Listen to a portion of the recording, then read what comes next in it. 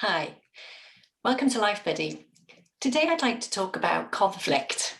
It's only going to be a quick video because I wanted to just highlight to you the fact that we often have conflict in our relationships and in our teams. But what I come up against quite a lot is people saying that they don't enjoy conflict, so they don't do conflict, so they avoid conflict. And of course, what that means is quite often the situation that is causing difficulty for you will just continue. So I thought I'd pop on to the video to talk a little bit about conflict and what we can do. It really helps to take some time to stop and pause and think about what is it that you're actually clashing about? What is causing the conflict in your own mind? Because sometimes actually we're not arguing or conflicting about the thing that we actually are conflicting about. Sometimes we might actually choose to say, for example, let's just agree to disagree. And I get really frustrated by that because I just think that means that you're both giving up. In any relationship, whether that's a personal relationship or a work relationship, conflict is going to be inevitable because people disagree about things, but they're not unsolvable. So it's really important that you take the time to think through what is going on and think about how to resolve the conflict. Sometimes we conflict about really big things, really big decisions. Sometimes we conflict about really small issues, what to eat, what time to meet, for example, even pizza toppings or what to buy at the shops. So thinking through whether it's a big issue, whether it's a small issue is the start. But the really important thing is that having conflict is important for relationships. It's important in work for cohesion and improved performance. What really matters is how well we manage that conflict. So it's not about having less conflict, it's about having the right type of conflict. And it's really important to think about that. I've written a blog that goes alongside this video, which explains all the different types of conflict that we can have. There's task conflict, where we conflict over a task or an activity at home or in work. There's relationship conflict, where actually we have very different views or opinions or attitudes or behaviors to someone else. And therefore the conflict is about that relationship or about that person. We can have something called status conflict, where actually we may be working with somebody and actually we're really unclear about their role and our role and where we all fit in.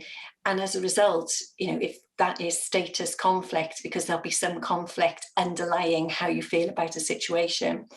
So taking time to think about the conflict that you're having, and is it about a task? Is it about the relationship and the person themselves?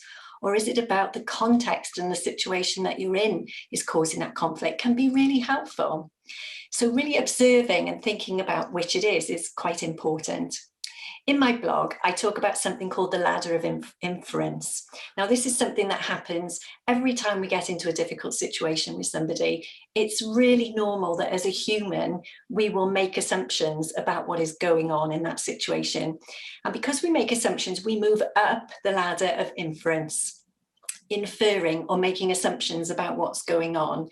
So just as an example, it might be that your partner, when it's their turn to do the shopping or the cooking, over orders, over purchases, buy stuff which, for example, you might end up throwing away. And you get really frustrated by that. And each time that happens, you say, why do you do this? You're moving up the ladder of inference by making assumptions that they're wasteful. It might really frustrate you that you end up throwing this food away that doesn't get eaten.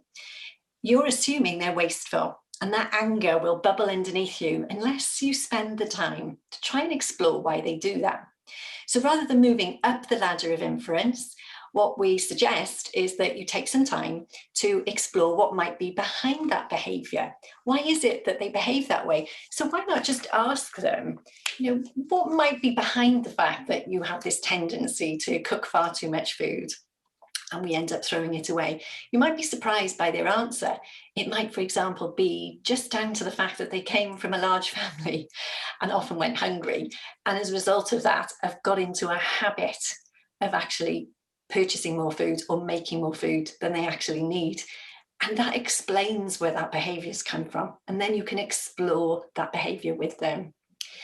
With relationship conflict, where there's a difference of opinion or view or behavior, because the other person's personality perhaps is different, what really matters in managing that conflict is your level of self-awareness. Our level of self-awareness is really important, because taking the time to think about that other person in terms of what is their preference. You know, if you're a highly detailed person and really interested in gathering information and facts, and the person that you're having the conversation with isn't, then actually that conversation is always going to be difficult. So recognizing that difference in outlook and perspective is important. So there's different types of conflict. There's task conflict, there's relationship conflict, there's status conflict. If you have conflict in your life, then it's important that you figure out how to handle that. So what I would really encourage you to do is reflect on the actions that are happening, reflect on your expectations, because usually conflict is just a difference between your expectations of what's happening in a situation and the actions that are actually happening. And really help to think through whether you're moving up that ladder of inference, always assuming what's going on, but never quite checking it out. You may be interested to have a look at my blog, which shares more information about how you can manage and handle conflict in your relationships, whether that be at home or in work. Good luck.